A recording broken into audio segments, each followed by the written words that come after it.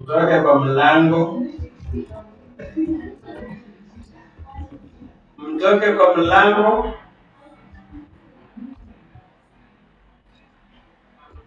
Pia watoka mlango. Waingia na watoka.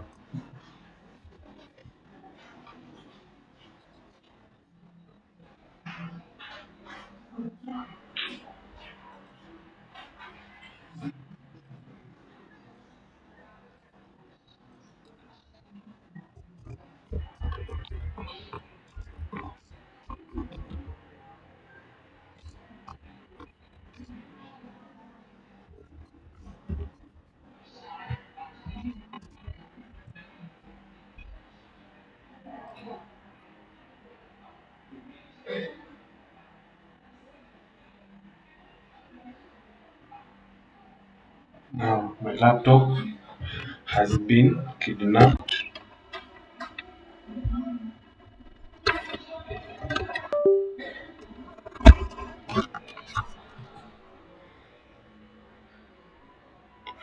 Has been kidnapped.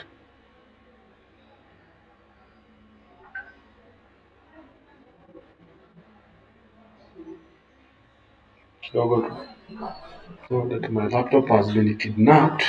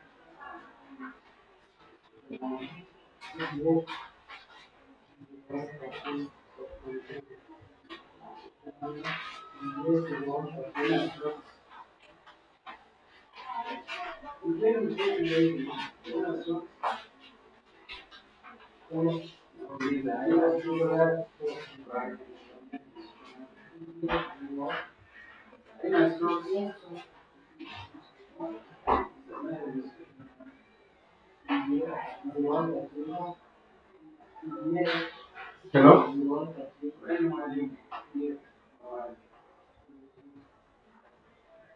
So your link click to in a join unless you have not logged in with Gmail.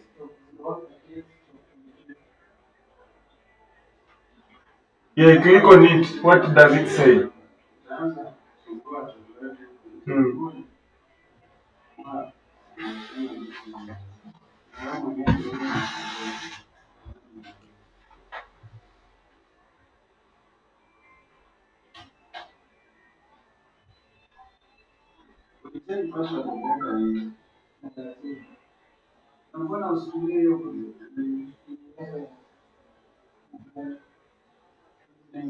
Just click on it. Just click on it.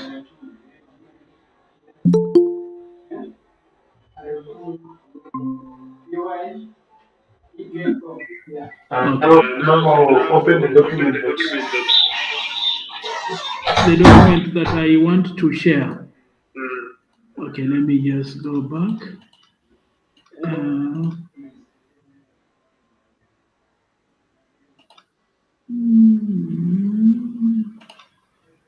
it's called that. It's called that.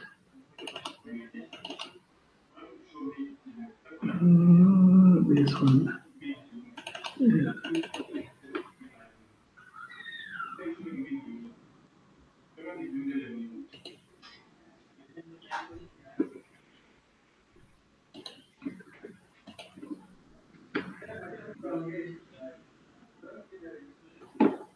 So it's open.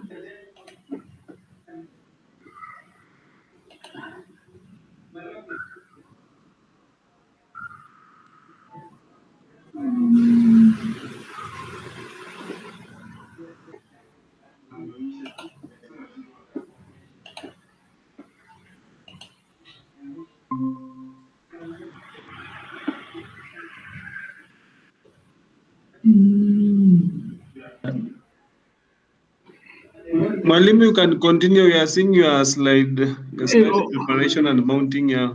although now here the problem is, it doesn't come as a what? As a presentation. I have to remove it again. Stop slide sharing. Stop sharing. Then I move to the next page and again share. Is that the way it works on Google Meet?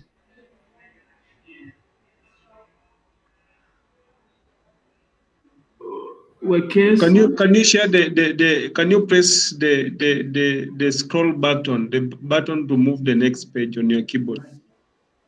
On my keyboard, this one here. Because show my screen anyway. Yeah. Just on your keyboard, just press that button to move the next page, like the one usually used to scroll. The ones up, down, or left, Yes, right. down. Yes, or down. Well, it's not responding, Wekesa. It's not responding, or is it my computer? Because it has come. Actually, it is a PDF document. You can be able to see it. I guess. Can you?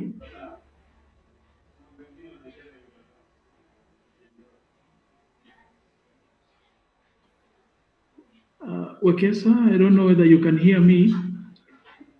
This is a PDF,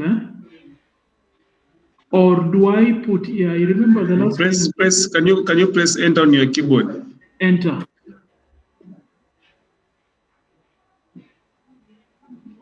Or on your far right, there's a scroll button.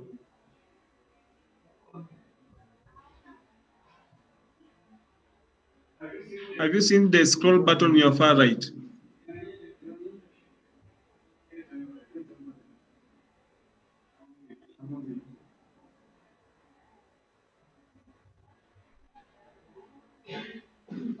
Have you seen the scroll button on your far right?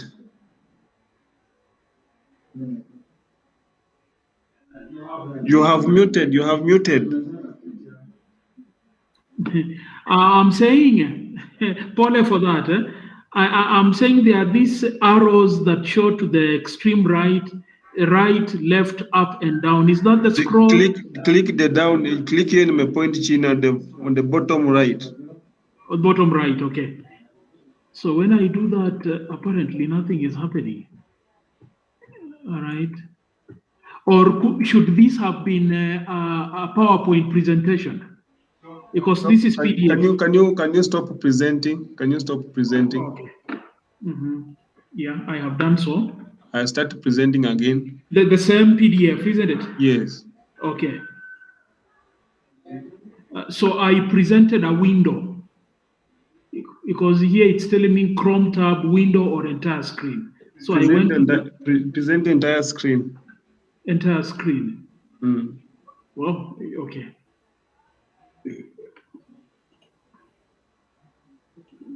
When I do that, you see it's bringing everything here. Now open the document, click on the document to be displayed on your screen.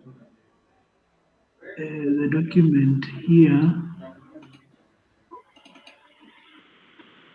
Whoa. Where's your document? I want you to open your document. Yeah, the document is open. It's a window. So when I want you to share the entire screen, then open that document to cover your screen.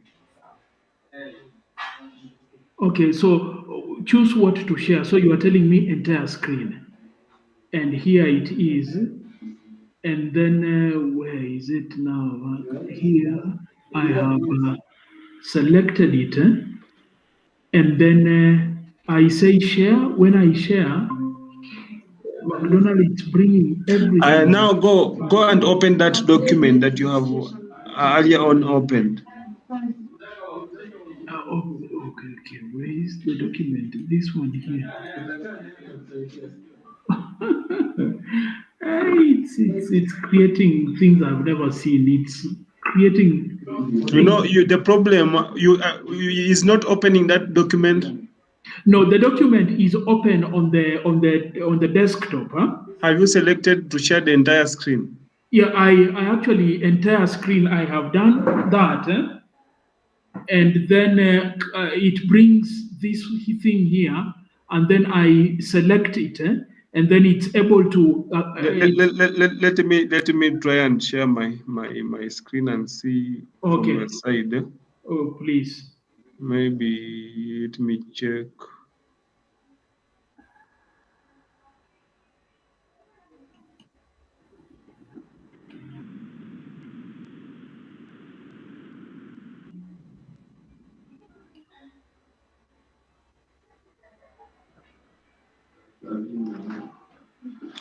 I'm also sharing a PDF.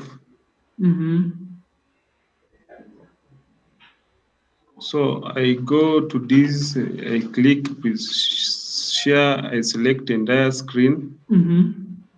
I give it time to load.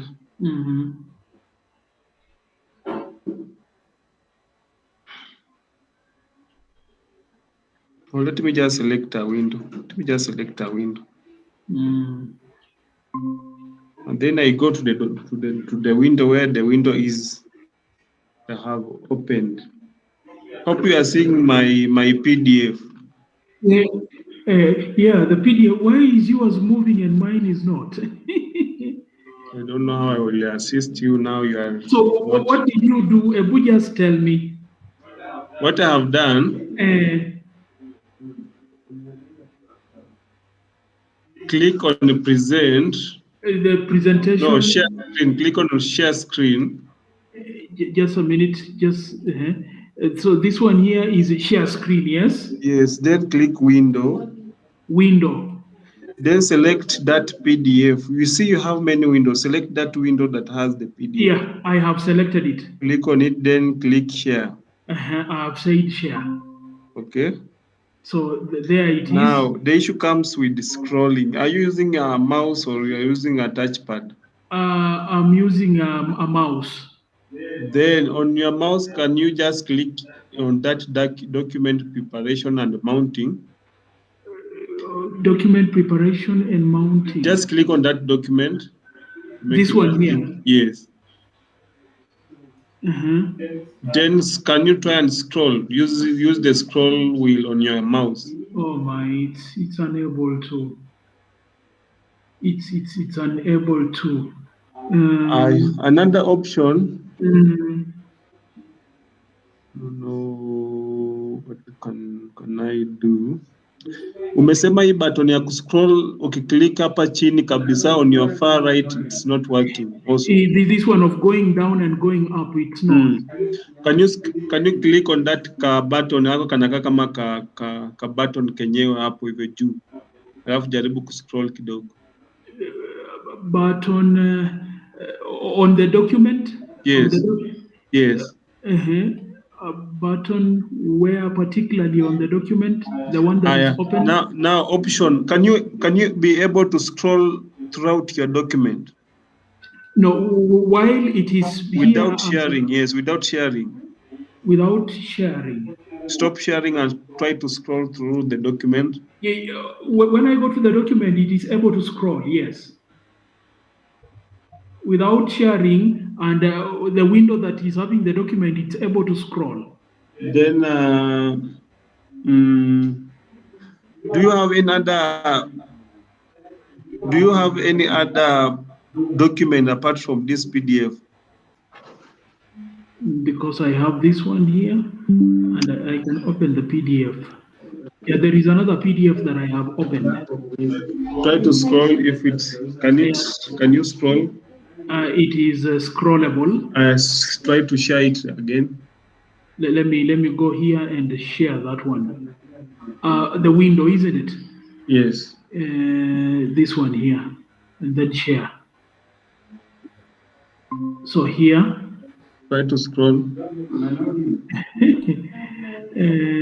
I'm telling you. So there is something on the document here says unveil your presentation. And then there's another one, you can't turn on the presentation audio, and there's another one, you can't remove this presenter.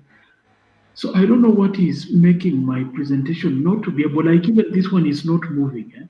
Or could it be the Windows version? Which Windows are you using? This one is the oldest one, 207. No, can you try again? Stop sharing and share now the entire screen. No, stop sharing that's where now there is it brings then if I do the entire screen. Share the entire screen. I don't know from your end if I did that. What do you see? Now open that document. Go and open that document to cover your screen. Avoid this Google Meet, whatever. You're inakusumbua. So I Click go on it here. to open. Try to scroll. Oh, yeah. Continue. You are now good to go. So that's where the problem was. Yeah, I think so. And what about? So it should be the entire screen, and then I go to the. What To the about a document, video? you are sharing the entire screen, then you don't want to leave the Google Meet. So are you able to see me scroll my document on that platform, or are you able to see me Yes. moving? Oh, okay. Yeah. Then now So, concentrate on that PDF of yours. If maybe you hang out, I will let you know. and then what about what is it called? The videos. Can I be able to share a video? Is it the same one I open Yeah. and the entire? The good thing is you are sharing the entire you are sharing the entire screen, Mhm. so we can see everything that you are doing on your computer. Oh, okay. Yeah. So let me tell the students then to join. They are 93 on YouTube. Oh, they're 93 on YouTube. So how do are they seeing me? No, we are seeing your slides unless you turn on In your other words, camera. are they seeing what we are seeing, me and you? Yes.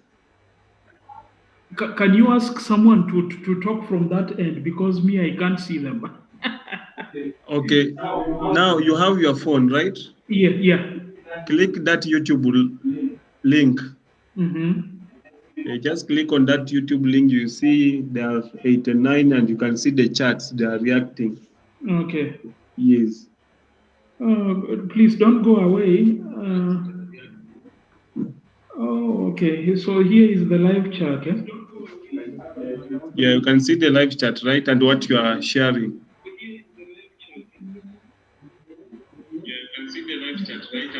Although you have to reduce the volume of your phone because it will create an echo. An echo, yeah. You're right. Yeah. Okay, so the students are able to see me. Yeah, kindly continue. Okay, thank you so much. Welcome. Thank you. Okay, right. So, ladies and gentlemen, I hope you can be able to see me, to see my presentation, and I have a few. I think I can do that in 1 hour. Ladies and gentlemen, sorry about that, and I really appreciate Wekesa for enabling us to have this presentation. I had completely given up. I had completely given up. All right. So the other challenge will be how do I take? Wekesa, I hope you are hearing me. I can still see you there. How do I take the class list? How do I take the class list? No, let us just for today, because being the first time, let us just continue the lecturer. Okay. Then we shall maybe next time tutajipanga mapema. Mapema.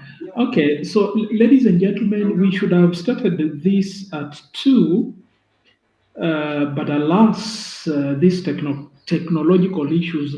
I have always been using Kenneth for my online classes, but apparently, and this is the second time I'm having that kind of a hitch, where you set up a class, students join in the class, the presentation is unable to appear on the screen, and you can't do as much.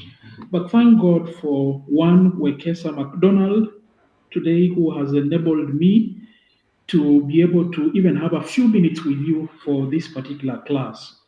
And I'm hoping you're there. Please keep putting the charts for me to be able to follow. For me to be able to follow whether you are getting me or not. All right. So today, last time we talked about preparation of solutions in biological techniques, and I took you through some of the techniques, and ideally, that was just a revision of what you did in your elementary sciences in high school. And you all appreciated that indeed that was.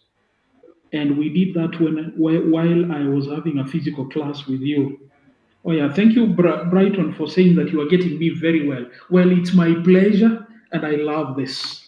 If my students can be able to get me, that's what I really love. Okay. So I was saying that last time we met, just prior to the strike, we were talking about preparation of solutions in the laboratory, and you guys appreciated that indeed you had done that earlier, and what we were doing was merely a revision of that work you did in high school, and we just added a few things. Maybe I gave you a whole long list, particularly for biological reagents and how they are prepared in the lab. We wouldn't have gone through all of them, but thank God we can be able to record, and we can be able to revise and revisit. And so in the lecture notes, number one, I shared with you on our WhatsApp group. I want to believe, much as Dr. Makumba was on strike, you as the student was still doing some bit of revision, because insofar as I'm concerned, myself, I know these things.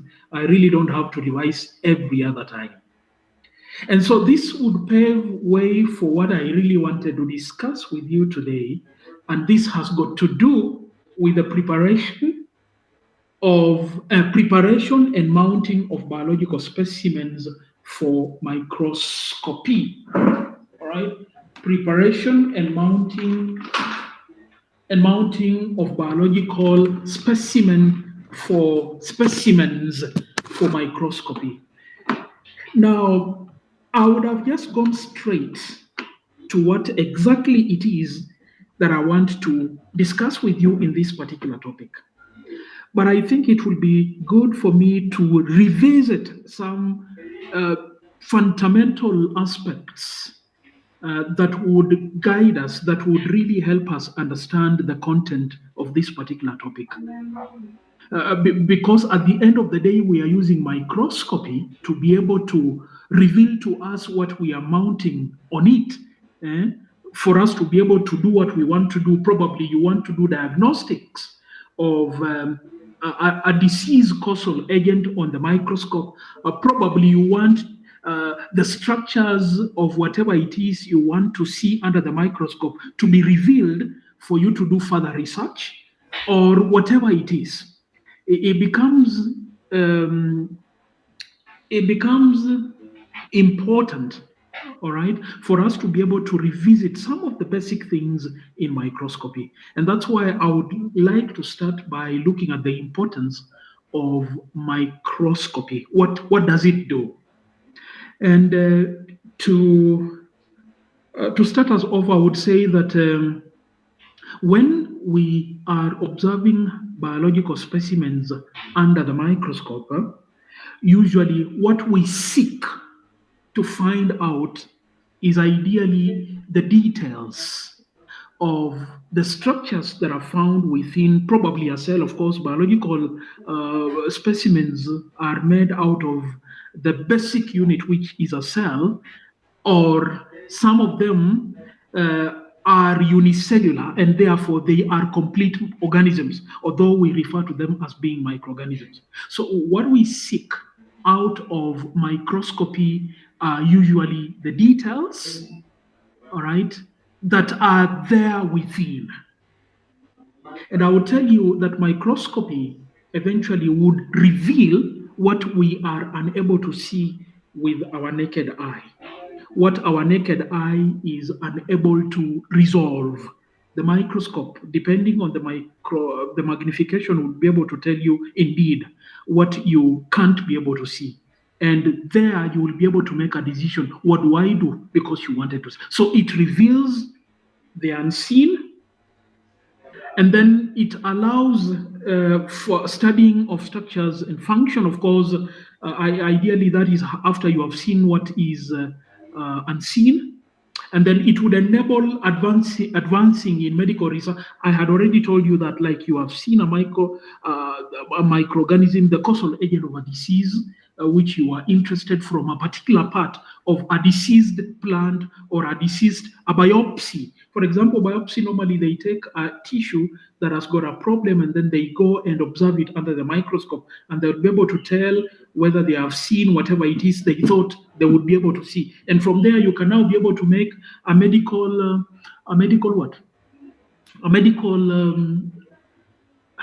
what is that called? Not a prognosis, a diagnosis. Yeah. And then eventually you can now be able to go ahead and say which drugs would be good enough to be able to take care of that problem you observed under the microscope. All right. And then, of course, out of this, you can also do research. When we are doing research in the lab, some of the decisions we make are coming out directly from what we are getting. So you observe something and then you say, oh, so if it is this, then what would be my next course of action? So it supports research and particularly so genetic. And then, ladies and gentlemen, sorry, it helps. No, it helps enhance industrial applications.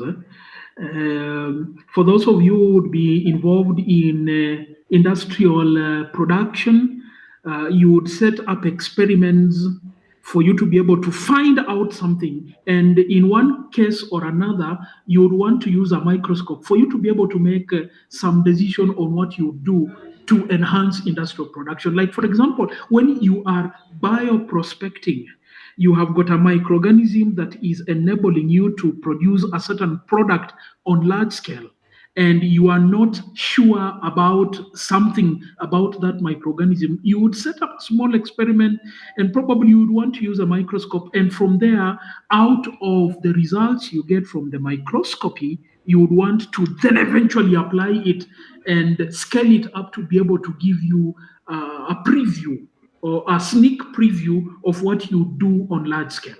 So microscopy is important because it can be able to enhance industrial applications. Yeah. So this is just in summary how microscopy becomes important, even as we are thinking about preparation and mounting of biological specimens for microscopy. This is just rudimentary information, which I believe makes sense to you even at this juncture. And I want to ask this question: Are we together? I hope so. If we were on Kenneth, someone would have just said yes. But if you typed here, I would still see. I am able to see what you are, and there's a lot of love coming from people here. All right. Oh, someone is saying yeah. Okay, thank you. So we go to the next slide, and here I want to delve right into specimen preparation for microscopy. Now, ladies and gentlemen, the main objective as to why specimen preparation for light microscopy is actually important because it allows, of course, I've already alluded to that, it allows the structures to be revealed. And this is only done in microscopes that can be able to give you contrast. And of course, all microscopes, including even the dark field microscopy, there is an element of contrast that would be able to differentiate organelles and give them different different what? The different organelles within cells or the different features within cells normally have got different refractive indices, if there are many, and if it's one, we call it an index. Therefore, you will be able to see them. And because of that contrast, all right, you will be able to see them. And then eventually, you will be able to describe them. And after describing them, you will be able to record your results, all right? And then you would be able to, the recording of those results ideally would lead you to characterize them and say, oh, that should be a mitochondrion because I can see an outer membrane, I can see an inner membrane, and that is characteristic of mitochondria, all right? Yeah, absolutely. So depending on the level of your magnification, ladies and gentlemen, you would be able to characterize. Although if the magnification is very low, then it becomes a bit difficult for you to do that. And that's why it would suffice if you observed under the Brightfield microscopy, the normal one, at a magnification of 1,000, and then if you are lucky enough to get an electron microscope, then you can go further and do further investigation using the electron microscope, right? Yeah. So here, ideally, ladies and gentlemen, is we don't want to do guessworking. We want to be exact, and you need to characterize whatever you are seeing under the microscope quite clearly with all the evidence that is requisite. And that is what microscopy would do. All right. So for us to be able to do that, you need to ensure that the specimen that is being examined is actually a specimen that would represent the sample. It would be representative of the bulk material you had earlier. For example, if you want to establish the presence of a particular microorganism in a water body, that means that when you are collecting the material you would want to observe under the microscope, you don't go and pick a water sample from one point. You will need to pick that water in the various places. Like if it was in a swimming pool, you will pick at one corner, supposing the swimming pool has got 4 corners. So you will pick one sample at one of the corners, the second corner, the third corner, the fourth corner, and make sure that you pick a sample right in the middle of that swimming pool. So that means you would be having 5 samples, mix them together, and give you one composite sample. And the reason as to why we do this is, sometimes you'll get some of the microorganisms have concentrated in one area and they are not in another.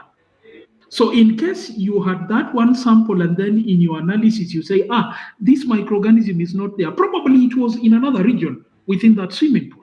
And that's why it becomes very critical for you to be able to pick samples objectively, not objectively in the sense that the sample you are picking is representative, ladies and gentlemen.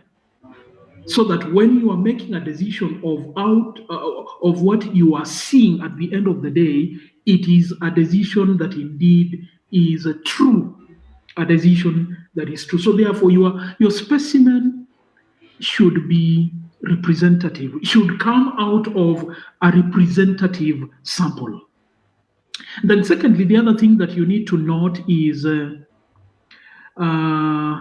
technique that you are using should be able to make features you are interested in to be accessible while you are observing under the microscope. And this you have to be quite meticulous about. You have to take every detail into consideration. Like probably you want to, or what would you want to do? Like you are interested in energy production. And so your interest would be the mitochondria. And therefore,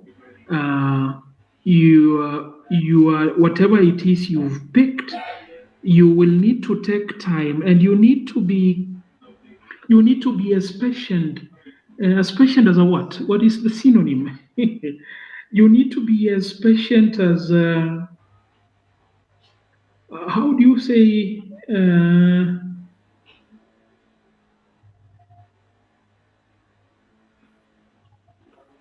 As patient as a what?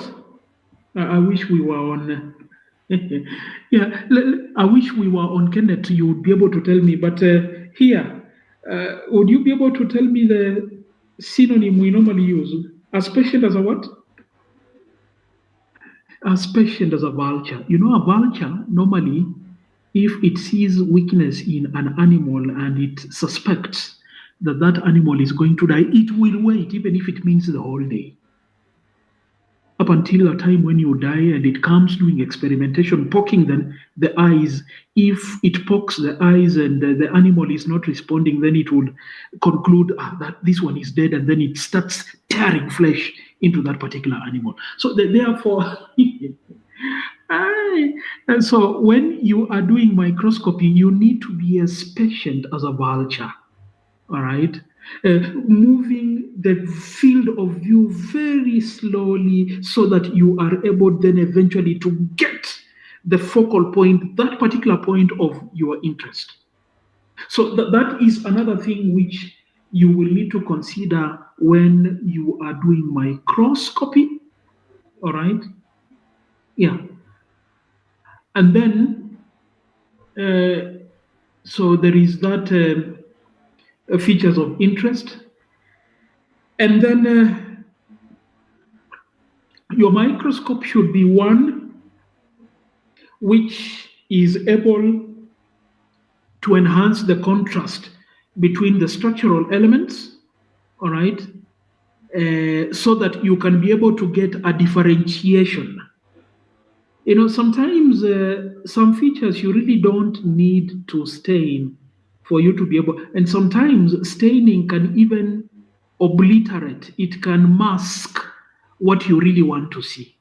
And therefore, the thing that will help you a lot in trying to see your features very clearly would ideally just rely on the contrast in the microscope. So you need to set your contrast very well.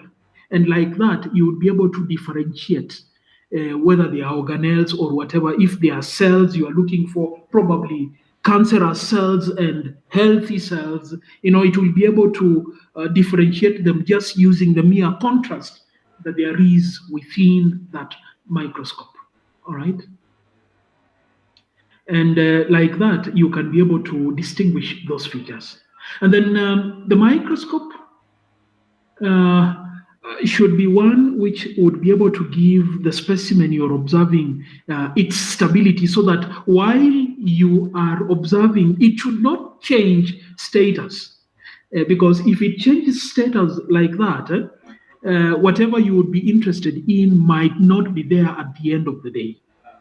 And this becomes critical. It then will be incumbent upon whoever it is that is involved to choose the best way of mounting. And sometimes it becomes very important for you to prepare permanent mounts where you can be able to put some oil around the cover slip so that there is no dehydration of your specimen. Your specimen still remains hydrated and the features will remain intact.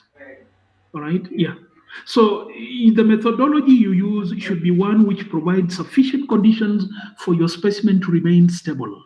And sufficient means to protect the specimen from decay. All right. Decay, now this is for long term. If you're not doing it within the same day, you have to do it in a way that, first of all, then you have to fix your specimen, and that will prevent it from decay, degradation, corrosion, and things like that. But if it's just for one day, then you just need a permanent wet mount where you put oil around the cover slip and it will remain hydrated for that period of time you would like to observe on that particular day or even into the following day. And then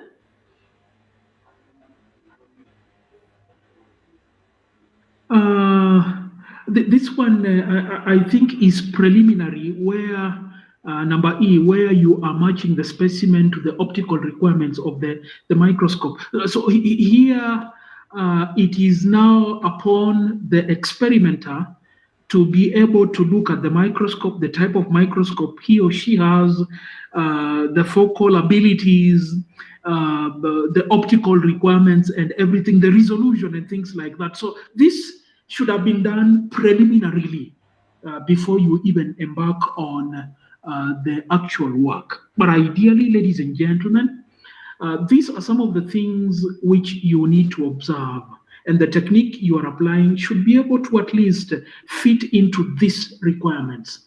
And it's only out of these requirements that then you will have reliable results accurate results.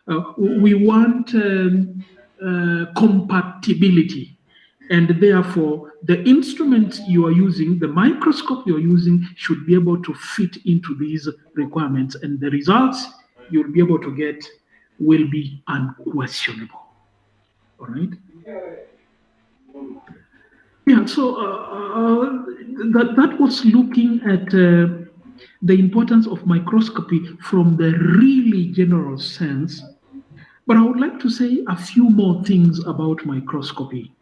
Remember, when I was preparing these slides, I lacked words to be able to entitle some of these subtitles, but I want to believe as time goes by, we'll get the correct names, because you'll see me, you would want to read and say, hey, here Mwalimu was repeating himself. Probably I'll be able to get better topics, but I have tried to distinguish every other subtopic within my slides. So let's delve into a bit of the details of microscopy. Yeah, someone has said there's a vulture here. Someone is asking, what topic is this? I had indicated that earlier. We are preparing and mounting biological specimens for microscopy. All right, Junior Mabele. That is the topic, and that means that you joined a little late after I had already started. Okay. So, ladies and gentlemen, the most commonly employed microscopy in observing objects is actually the Brightfield microscopy. And this is a type of microscopy where the object is normally illuminated with a beam of light that usually would go through it, as opposed to when we are using electron microscopy. Electron microscopy, it's a beam of electrons that normally would be able to go through the object. But in most cases, preliminary, before you even go for further analysis, when you want to observe something under the microscope, the type of microscopy we use is the Brightfield microscopy.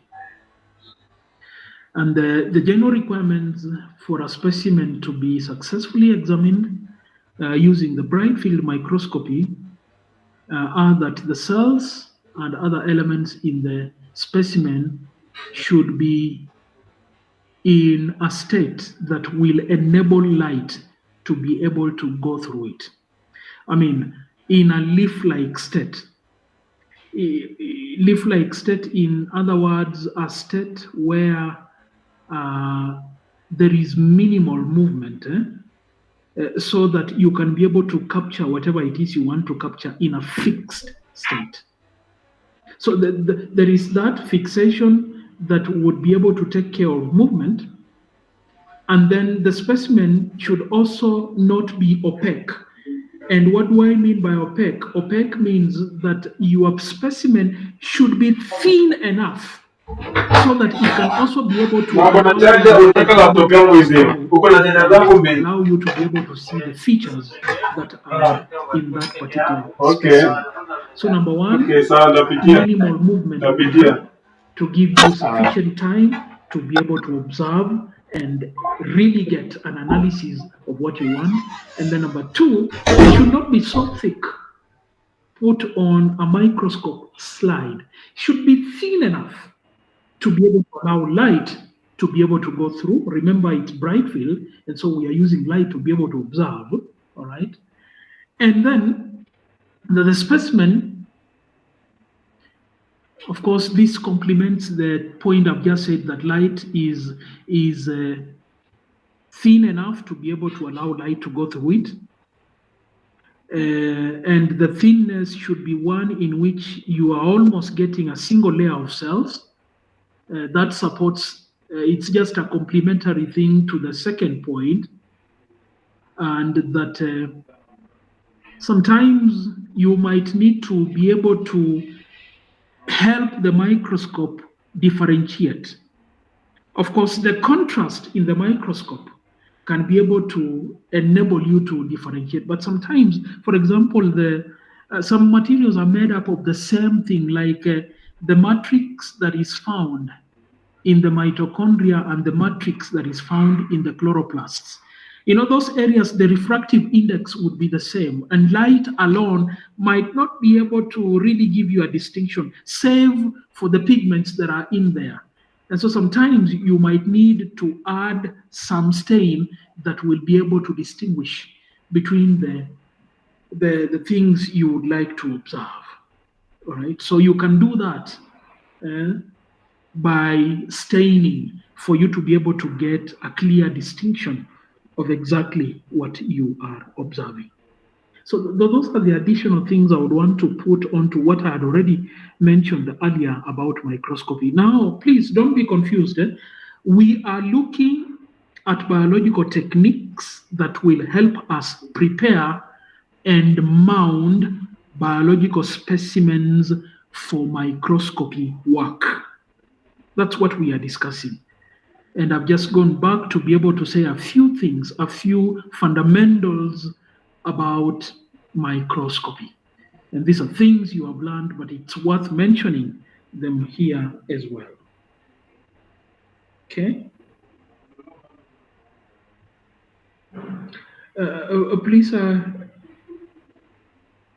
I do something on the screen. What does that mean about the screen?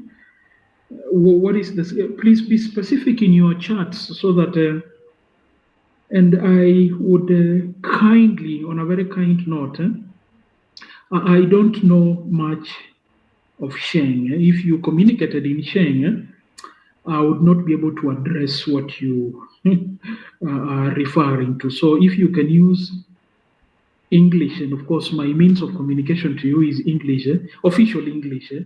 But don't put there Sheng, I might not be able to understand. So someone has written Radanigani. What does that mean? I don't understand that. Joseph Weta, you have said Radanigani. What is that? All right. I'm just following. I want to be in tandem with you.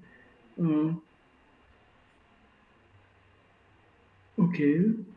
And again, let's confine our comments here to this, what we are discussing. Someone is saying that very soon tutaona memo ya lecturers attendance. Please, let's not go there. Let's confine ourselves to what I'm talking about.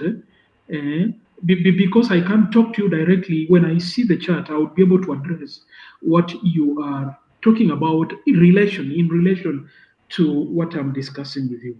Okay? All right, fine.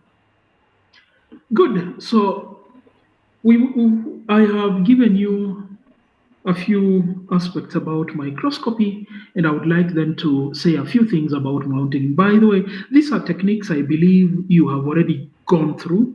I think in first year you must have done microscopy and you must have collected samples and then taken them to the lab, and then you, if it was a plant sample or an animal sample, you must have cut thin slices of that particular sample, and you must have done that with precision. And particularly when you are looking for something, you go for the area of your interest within that plant, particularly, like for example, if it's a diseased area, you go for the diseased area, cut a thin slice of that particular sample. And if it's a liquid, then you make sure you vortex it, you mix it nicely for you to be able to distribute whatever it is that is in that particular liquid sample, and then take a drop immediately and put it on a glass slide, cover it with a cover slip, remove the bubbles. And of course, when you're doing this, you have to put your cover slip at 45 degrees centigrade and let it fall onto the liquid. And when you do that, the chances that you're going to trap bubbles normally is very minimal. And that will allow you to have a mounted sample that is free of air bubbles. So I want to believe that that has become part of your DNA, and we are just going to repeat the same. Okay, so that's what we are doing now. What is mounting? Mounting is the process of preparing a specimen on a glass slide for viewing under the microscope. That's what mounting is all about. All right, so it involves placing a specimen in a liquid or a solid mounting media between a slide and a cover slip to protect it, enhance clarity, and ensure preservation. So now the third part, the first part, protect it is still also relevant to even temporary slides. But the last one, preservation, is normally applicable to a mount that is prepared for long-term use, permanent mounts. It will become important for you to, if you're preparing permanent mounts, the mount should be one which preserves the integrity of the specimen in question. Preserves the integrity of the specimen in question. Yeah, someone has answered, whoever it is that was asking about the screen, but the screen from her end, from Vivian Nyaboke's end, is perfect. It's fine. All right. Yeah. All right. Good. So that's mounting. Now there are various mounting techniques. And I would start with, okay, ladies and gentlemen, I would want to go up to, let me just go up to 5. So we have got dry mounts. And from the way the word suggests about dry mount, a dry mount is actually dry from the way the word is suggesting.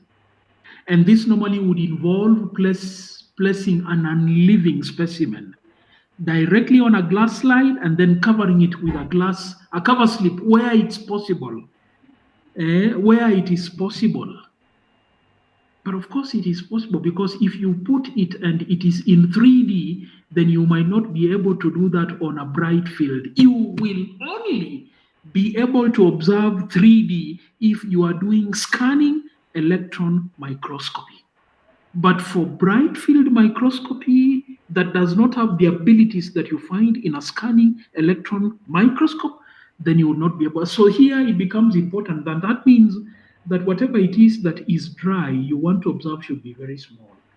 All right, yeah. So you put a cover slip on it, probably just to flatten it, and that means that it should be slightly soft. So this means probably semi-solid. Okay. So to flatten the specimen, may protect it from the objective lens, and then keep the specimen in place. That's what you do when you're putting the cover slip on it. Otherwise, if you didn't put the cover slip on, the propensity is that it can be blown away, or you can, when you are moving your field of view from left to right or from forward, backward, you can easily lose your solid specimen. So it becomes important for you to put a cover slide on it. So this means that the thing that is surrounding the specimen under that cover slip is just air. Air would be what is surrounding the specimen. So ladies, this dry mount is ideal when you are viewing solid non-living dry samples, and that would include things like pollen. Of course, pollen is small and you can be able to observe it under the microscope. Probably you are looking at hair, or you're looking at an insect wing or insect parts, the leg, blah, blah, and everything, or the hairs that are found on the insect. Plant materials like the bark or the trichomes that are found on leaves, feathers, minerals, all right?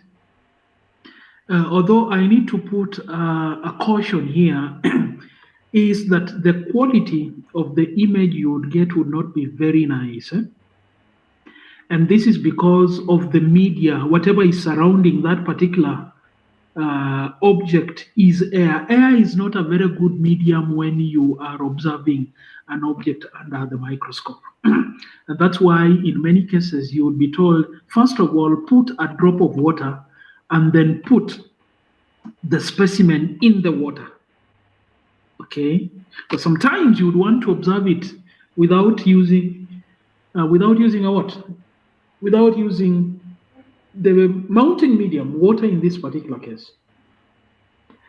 Although this becomes very important when you are using low magnification, using the stereo microscope, the dissecting microscope. Probably. But if you're using the compound microscope, here you need a slide complete covered with a cover slip.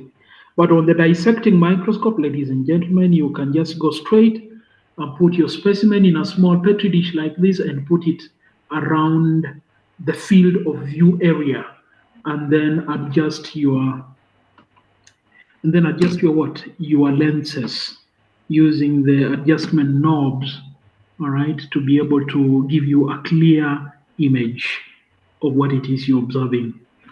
So that is insofar as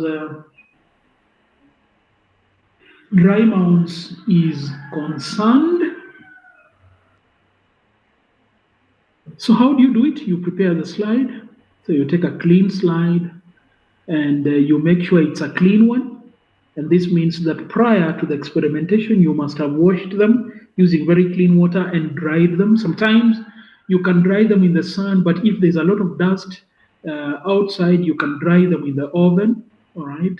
Make sure you don't touch your slides using your bare hands, because the fingerprints will engrave themselves on the slide, and that might hinder your clear view of whatever it is you want to observe. Okay, grease. So that means that you need to be very neat and clean within the lab. All right, yeah. So, and then you need to get the specimen, whatever it is. All right, and then you can lift it using an appropriate tool, probably a forceps. And should be one that is just good enough to be flattened by a cover slip. And if not, even if it does not flatten, then the area that there is between the cover slip and the glass slide should be almost the word they normally use is inconsequential, and it's too small. Right? Yeah. And then you can now be able to place the specimen directly onto the center of the slide. Okay, so you get the specimen, put it on the center of the slide, and then you cover it with a cover slip. All right? Yeah. You add a cover slip to it. All right? Or you can use a concave slide which has got a depression at the bottom in the center where you put your dry sample, and this means that you really don't need the cover slip. And then eventually what you do, you just go ahead and observe under the microscope. And when you're observing, of course, the procedure is you use the lower magnifications using the coarse adjustment knobs, and then you keep moving to the higher magnifications by turning the lenses from the lower magnification using the revolving region there to the next one. And usually it's from four times to 10 times. It's normally from 4 times. Objective lens, 4 times. 4 times, yes. 10 times. And then 100 times. I guess that's the way it is. 100 is normally because the eyepiece is usually 10 and the 100 one is 100. That would give you a total magnification of 1,000 times. And for you to be able to see properly on 1,000 times, you need oil immersion, and you cover it on top. You put it on top of your object for you to be able to get a good resolution. All right? Yeah. For you to be able to get a good resolution. Okay. Absolutely. And Timothy Pengat McCall, please note that you put the times sign after the figure. When you say times 4, that is wrong. And me as a scientist, I wouldn't recognize that as a magnification. So you say 4 times.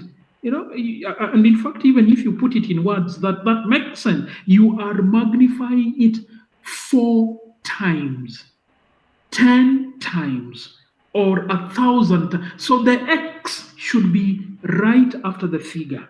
And so from now on, Timothy, Pengat, McCall, when you're writing magnification, you write the times figure after the times letter after the figure, and ensure that normally, the times is normally after the figure and not before it. When you write it before, then you are making a mistake. All right, so that's what you do, ladies and gentlemen, about dry mounts. Now, the second one, ladies and gentlemen, is the wet mount. And usually, in the case of temporary, because we have got, because we have got also wet mounts, but those ones can be permanent, and we will see how those ones are done. But for the wet mounts that are temporary, it would involve placing a liquid sample or a specimen suspended in a liquid onto a glass slide.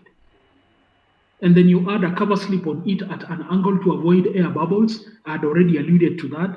And then you view it under the microscope. That is what would entail all the wet mounts, ladies and gentlemen. All right. So usually this technique would keep your specimen wet and alive for the period you are going to observe it. All right. For the period you're going to observe, it will make it wet and alive. And then the cover slip would then, the cover slips, the function is flattening out the specimen and then holding it onto the glass slide and then preventing evaporation and protecting the microscope lens.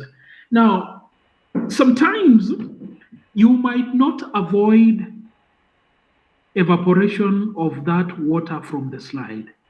And sometimes we would recommend that you put Vaseline around the semi-solid Vaseline around the cover slip, and that would prevent that water from evaporation, as long as it would take you to observe within that one day. Sometimes it could even go to the next day, but that does not prevent your specimen being degraded by microorganisms that could be present in there. And so if you wanted it to stay longer, then it would require you to do a little more. And that would then entail that you carry out the procedure of preparing permanent mounts and not temporary mounts. Okay? Oh yeah, so ladies and gentlemen, this is how I am illustrating the preparation of a wet mount there. So you have got your glass slide, which is right here, and this is your cover slip. So you have put a droplet of water, and then you have added your specimen in there, and then when you're putting your cover slide, you put it at an angle, and then you just let it drop. So this is how it is done. So I've already gone through all this. I've mentioned it on this slide and even the other slide, so I really don't have to go through it again. So you can be able to see the way I am representing. It is 10 times, 4 times, 40 times. Please don't you put this times sign in front. That is wrong. And take it from me, it is wrong. So it is 10 times. I'm magnifying it 10 times. I'm magnifying it 4 times. I'm magnifying it 50 times. 40 times, and so on and so forth. You get it? Yeah. And then eventually you can proceed to the maximum higher magnification of 100 times, the objective lens that is highest there. And of course, the eyepiece magnification, ladies and gentlemen, is always 10. So 10 times 100 will give you, and then, okay, so it's normally 4, 10, 40, and then eventually 100. Okay. So you get your magnification at 40 if this is the objective lens. You get it at 100 if this is the objective lens. You get it at 400 if that is the objective lens, and you get it at 1,000 if this is the objective lens. And most companies, you talk Olympus, talk about Nikon from Japan, and my best ever used microscope was one microscope that came three in one. It was a microscope that was a contrast microscope. The same microscope was a dark field microscope, and the same microscope was a phase contrast microscope. Oh boy, I enjoyed working with that microscope. And it was made by a Japanese firm called, is it Nikon or Nikon, whatever it is. Mm. So most of these companies, Olympus is American, Nikon is Japanese. Most of them come with those four lenses, and the eyepiece is always 10 times. So, if someone is interested in observing motile organic microorganisms, you could place a drop of alcohol or gram iodines, and normally this one will debilitate the organism to stop moving. All right, yeah, it will. Alcohol kind of will kill it, or gram it will debilitate. Debilitate is to make weak, so that now you can be able to observe the microorganism in a little detail as it have a flagellum, and that means you need to add a stain that will be able to bring out the flagellum very well, and so on and so forth. All right, yeah. And then I have already indicated that if you want to prevent evaporation from the preparation, where you have put a cover slip on top of the object that is contained in a drop of water, you can add petroleum jelly or nail varnish. Now, the one that is recommended is nail varnish, the colorless one. And it has got a nice brush, which normally you can just pull out with the oil, with the nail varnish, and then just meticulous. Just paint it on the edge of the cover slip, and when you leave it for some time, it becomes hard and it holds that cover slip onto the slide, kind of almost semi-permanently, and you can be able to do your thing without worrying that, oh, water will evaporate from my preparation. All right. And ladies and gentlemen, here I've got a video that I need to share with you. I do not know whether, let me see, my technician had indicated that, my colleague had indicated that I could do that. Let me just try and see whether I can get it. I hope it will work. If it doesn't work, fine. We'll do it another time. Yeah.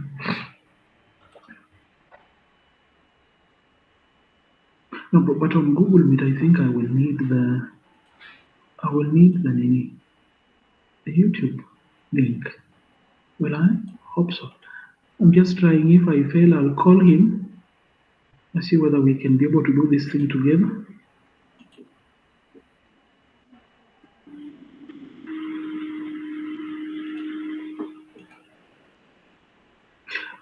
So allow me to stop here.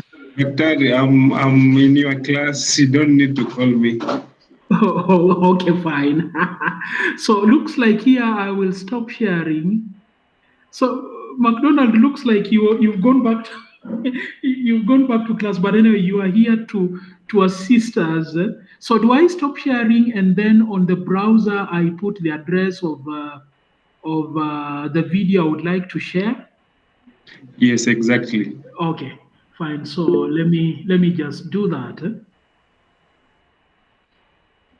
Let me do that and paste it there, and then try to see.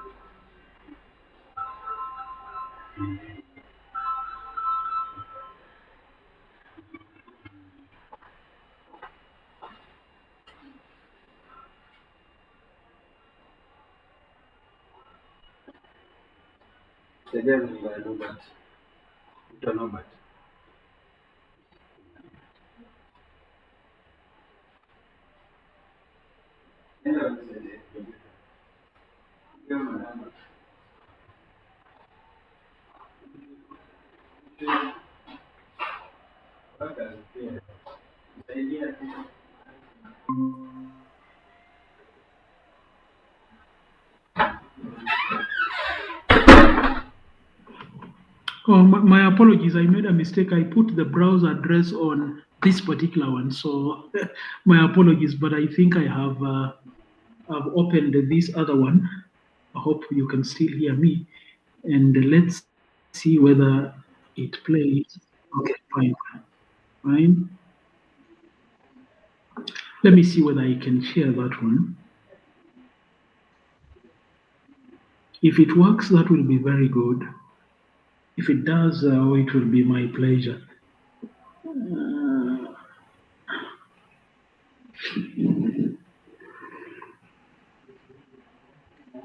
It's taking a bit of.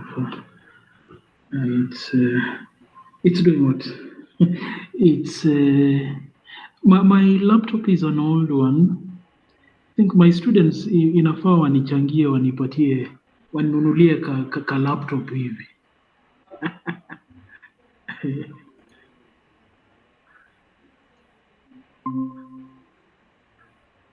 Then I can come here.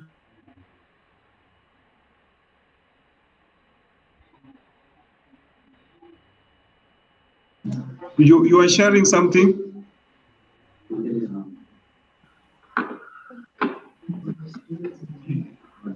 are sharing something? Let me just get to it.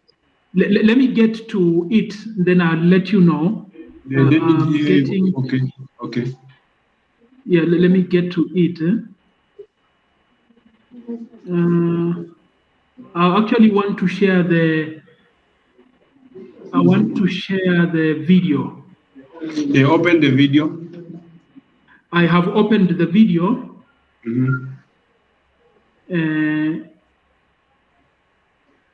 So. Like that's one on YouTube. How to whatever? Here. Play it. So are you able to see the screen? Yeah, play it. Okay. So is it playing? No, you have. You know, I'm saying when I started it, did you see it play? Just play. I check. Okay. It's taking a, okay.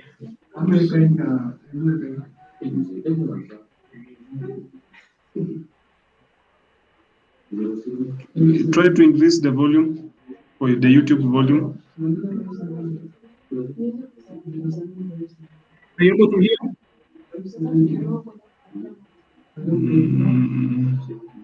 No, we're not getting it. They're not getting.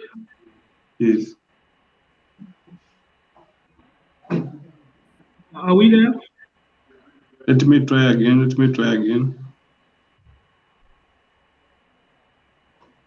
Let me see. I don't know whether the students are able to see that. Let me hear their comments.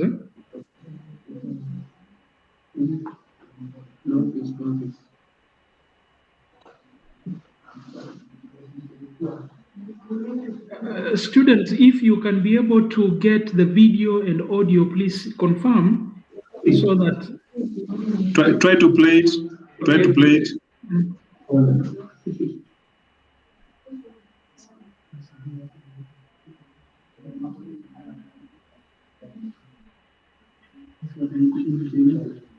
Is that okay?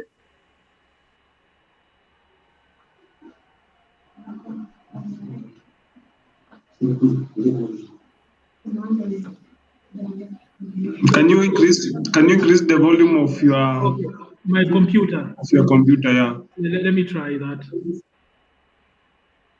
Let me increase the volume of the computer.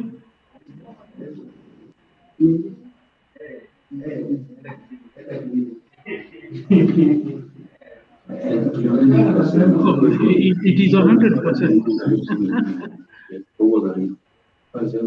It's 100%, and this one is Is the YouTube one is also 100%.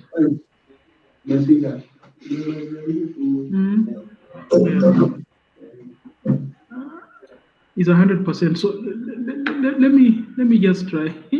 I think I know why it's not picking the sound. Huh? Okay. Yeah. I think I also kind of. Let me stop Maybe you go to your mic. You go to your mic setting. Mic setting. You see where you can mute and unmute. There's an arrow there. Then select speakers. Yeah, just a minute. On the where I can mute. There's an arrow there. There's some 3 dots that you click on it, then select. So this means that it will not be picking from your microphones. Then now I go to the video. Go to the video now. Go to the video and play and share the entire screen.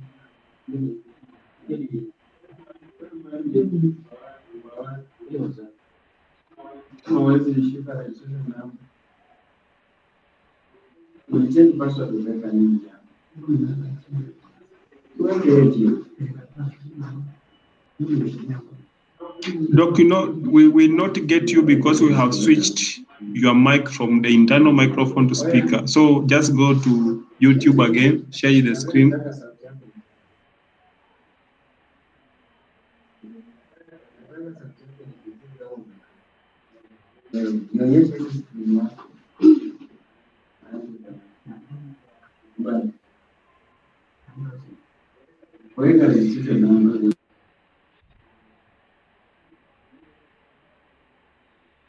So you are saying that I go to the screen. Okay, so you are able to hear me?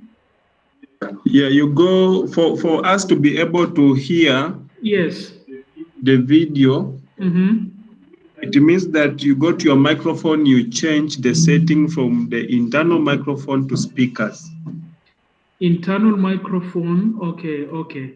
So I change from internal microphone to speakers. Where is it?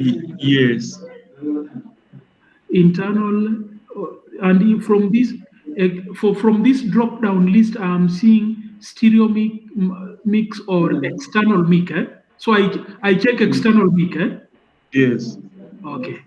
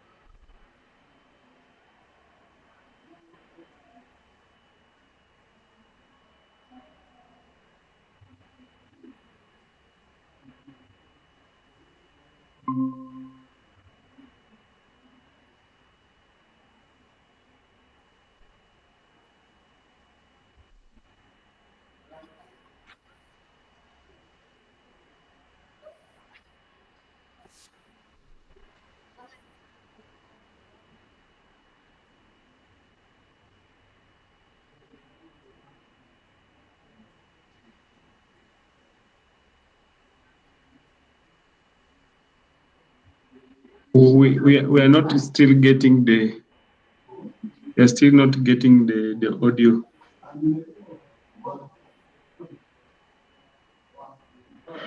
Or you can paste the link on my WhatsApp. I try and pay for my side.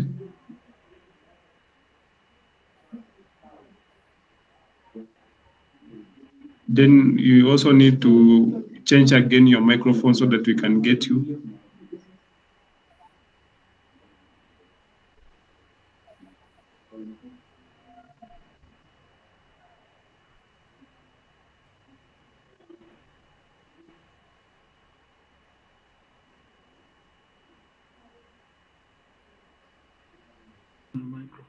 Are you able to hear me now? When I changed, I was unable yes. to get yes. So you are unable to see the video. Are you able to see the video?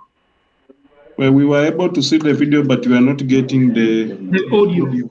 Yeah. So, well, what could be the problem now? Could it be speakers? Just maybe settings. Settings. And now these settings here, when I click on them, there is the microphone here is right now on internal. There is a stereo mix. Then there is external mic. And then Maybe another. just share the link. Share the link from my WhatsApp. I try and I share the link to your WhatsApp. Fine, the fine. video link. Yeah. Okay, let me share the link. Let me share the link to your WhatsApp, and then I think you should be able to help us from there. Here you are. So there we go. There we are. Because I would like, yeah. So there is the link.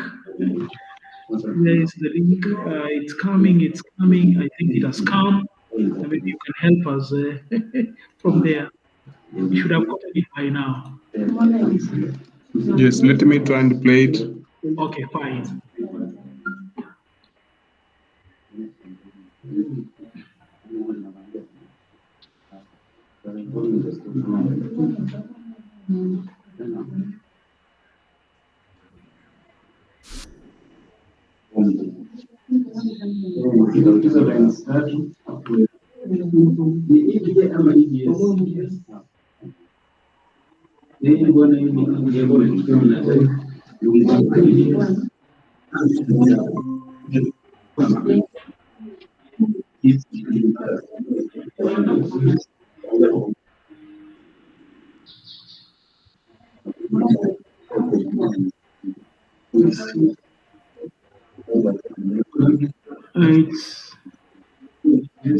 Is it loaded completely, or it's still loading from your end?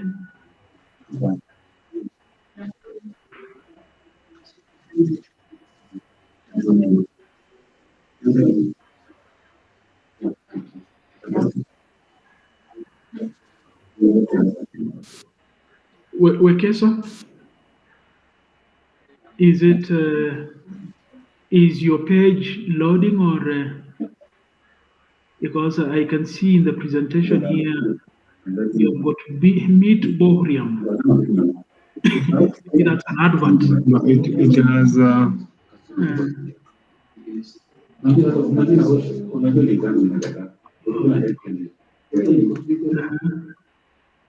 So you need to go to the correct. Yeah, that one.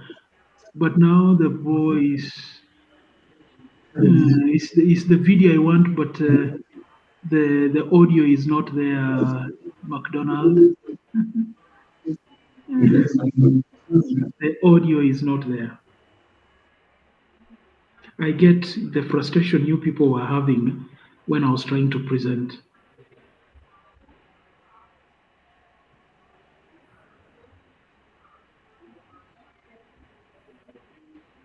I think you just. Okay. We will have a look at it. We'll look at it later on. And then let me go back to my whatever it was, and then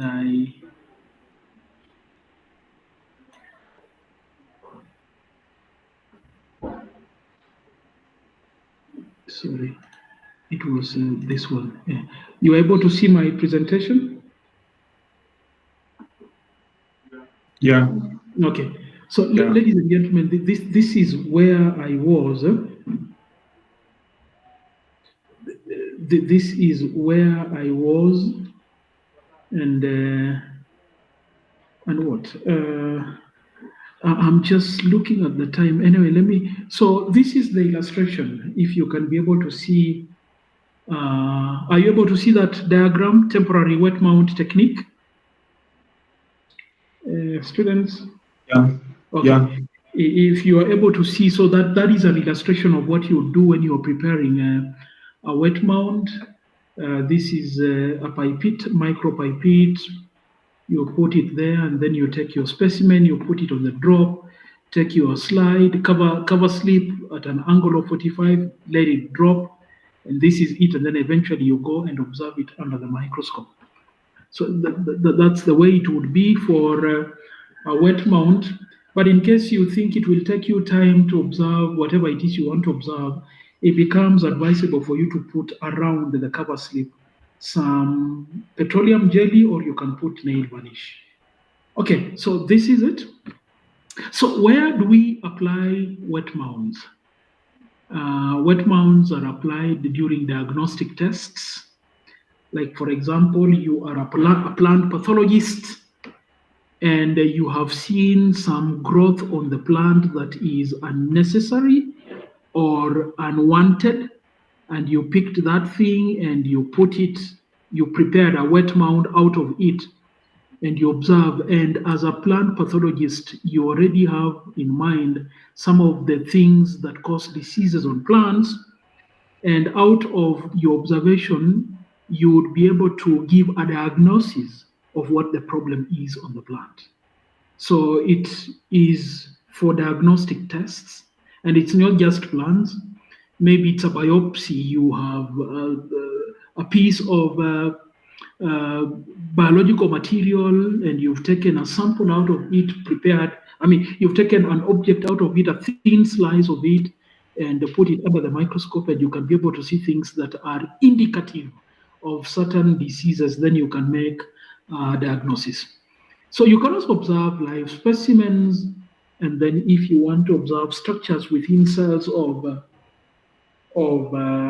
whatever it is, or you want to observe a tissue, and get the structures, then a wet mount would become the most appropriate mounting technique that you would want to use. Then, ladies and gentlemen, we have got yet another type of a mount called squash mount. And from the way the word suggests, there is an element of you squashing the object. And when you squash the object here, it just means you want it flattened out by some small force. So usually it flattens the specimen between the slide and the cover slip to be able to spread the cells or the tissue into a thin, transparent layer for you to be able to observe. All right. So it would involve you getting the specimen, putting it on a glass slide, putting it on a drop of water which you have already put on a glass slide, and then you drop your cover slip, and then you gently press your cover slip on top of that specimen, or by gently tapping so that you don't break your cover slip. And that is now what we are calling squashing.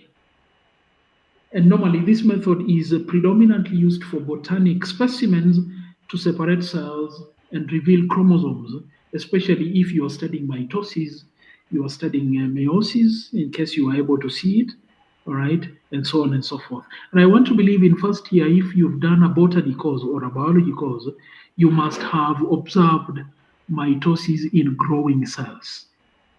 I just want to guess it. So it's normally best for tissues that are soft and delicate plant parts, and you must have gotten it from the tip of a plant that is actively dividing.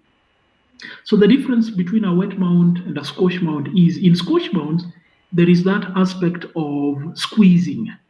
That aspect, not squeezing, but rather pressing or tapping on top of the cover slip after you have put your specimen. So that's the only difference between wet mounts and the squash mounts. So it's the same procedure, ladies and gentlemen, apart from the application of pressure. All right, yeah, apart from the application of pressure, right? And if the water under the cover slip is a bit much more than what you expected because of this application of pressure, you can remove the water using a blotting paper. Or you can just simply use sterile, or just, even if it's not sterile, use serviettes. All right, I don't want to encourage you using tissue paper. Let's use tissue paper where it's used. But what is it? I want to believe some of you don't carry serviettes into the toilet. So serviettes are supposed to be used where there is food, and things like that. So we can use them as blotting paper, very good in absorbing water. All right. Yeah, so you can do that. And then you can stain if necessary, if that is part of your procedure. You can stain so that you can be able to get contrast. Like root tips, you can stain with acetocamine or lactophenol if you are staining fungal specimens. And then you observe under the microscope. Okay. Then you observe that under the microscope. And then I wish the video would have worked, because smear mounts here would require me to show you a nice video. But in our next class, and if it will be online, like the way this one is, we will prepare early. And I really want to thank Wekesa. I just hijacked him. And so far, this is where we are. So I want to believe if we had worked with him earlier, all these things we would have tested, and he would have given me the green light that it will all work. So next time, I want to think that it will be possible. And very much, I want to sincerely thank Wekesa for enabling this lecture to go on. So smear mounts normally involve spreading out a thin film of a liquid or a semi-liquid specimen across a microscope slide to allow for clear observation. What do I mean? A smear is like when you are smearing. For those of you who come from Western Kenya, na baada tunajenga permanent house, normally on the floor of our houses, we use cow dung to just ensure that the floor is uniform and looks good enough, and that it looks new with a layer of cow dung to make it look presentable. So when you are spreading your cow dung with water in it, you are smearing. So it's the same way in which we do smearing on the surface of a microscope slide. So you take your sample and then you smear it on the microscope slide. So when you are smearing, or ideally spreading it, you are making sure that the thinness in whatever object you want to observe is achieved. And this is normally done when you've got things like cells, like in a bacterial colony, where you tap onto the colony and then you put it in that water droplet, which you had already put on the slide, and then you spread it out. And when you spread it out, you would even want to fix it by passing it across a Bunsen burner flame for it to remain stuck onto the glass slide. So smears ideally would involve the spreading, creating an even spread. And it's right here, creating an even spread. And then you allow it to dry, and then you apply a cover slip on it. And you can even stain before you even apply a cover slide onto it. So instead of putting a drop of water, you can just put the stain there directly. And then eventually it will be very important for you to remove excess stain by using a blotting paper. And this is normally employed many times when you want to examine the morphology of cells, and then you are trying to identify the different types of cells that are there in a sample. Okay, so those are smear mounts, and I think I've got an illustration here. I don't even need to go through this. You can notice here there is, so this one here is normally needed when you are fixing.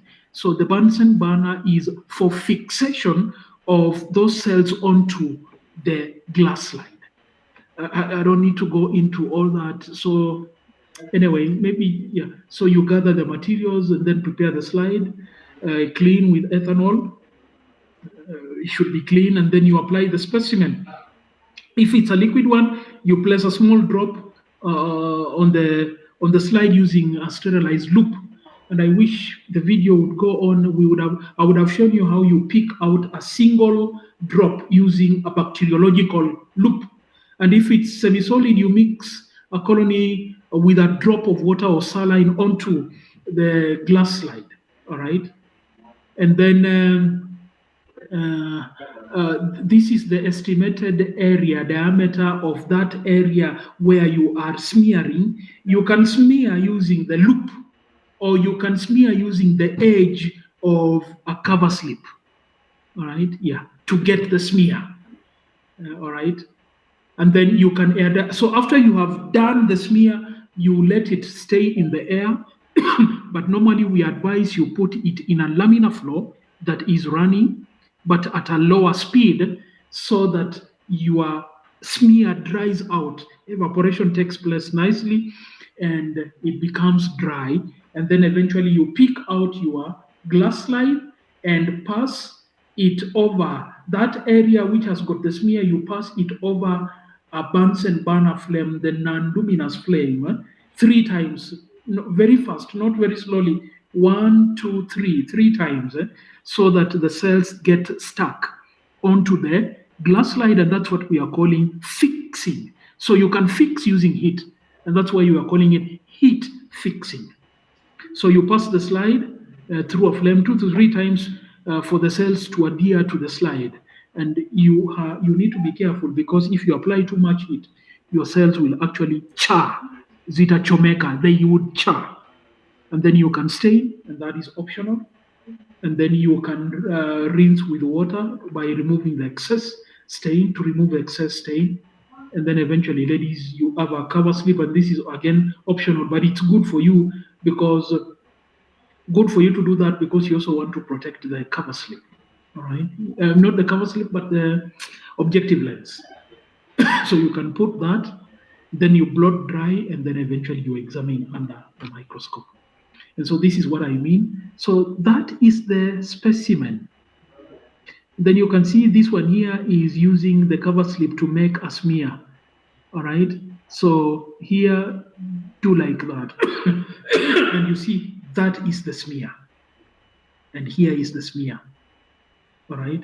And this is what now you can heat fix on the glass slide using a Bunsen burner flame. And this is mostly used when, especially you are observing bacterial cells.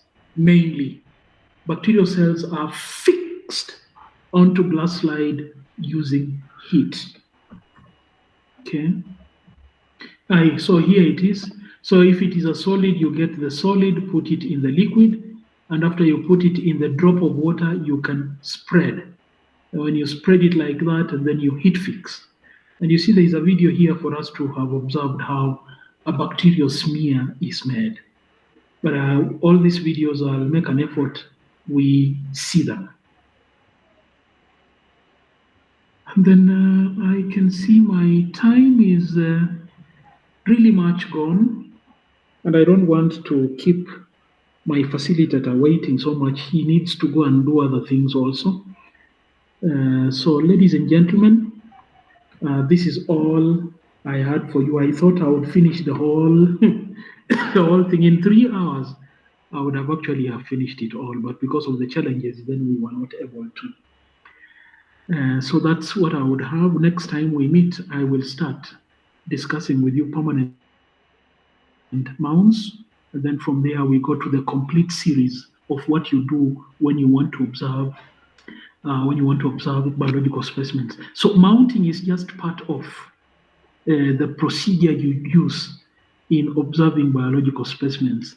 And we have handled a bit of the other portion, because after you prepare the slide, the other thing, after you prepare the specimen, rather, the other thing you need to do, after you have gotten it, after you have cut a thin slice, the next thing you need to do is to fix it. And you can fix using a chemical, or you can fix your specimen using heat. So here we have seen fixing using heat. Then after fixation, you will do something called dehydrating, and you dehydrate using alcohol, and so on and so forth. So we'll be going into the other details of looking at other procedures that we use while we want to exclusively observe things under the microscope. So mounting is one of them. And there are those that you might not need to go so far, so much into the details or the other procedures involved. All you need is your sample, and then you prepare amount, and then you observe, and that is it. But there are others where you need to go into other procedures, which I will discuss with you in the next class I'm going to have with you. Otherwise, ladies and gentlemen, I want to appreciate your patience right from two when we were waiting. Some of you were even asking me earlier, can you send us the link? And it was my responsibility. It was incumbent upon me to actually provide that because I had promised you earlier yesterday that I will provide the link, but I got into other things and they distracted me. So thank you so much for your patience, and let's hope to meet again. You will not be able to say anything, and so therefore I wish to rest my case there for today. Okay, so thank you so much. I will be contacting you. I'll have a similar class again tomorrow, but this is going to be for the postgraduates and it will be starting at 5. So I'll engage you, and please kindly avail yourself so that I can to talk to those ones as well. Thank you so much.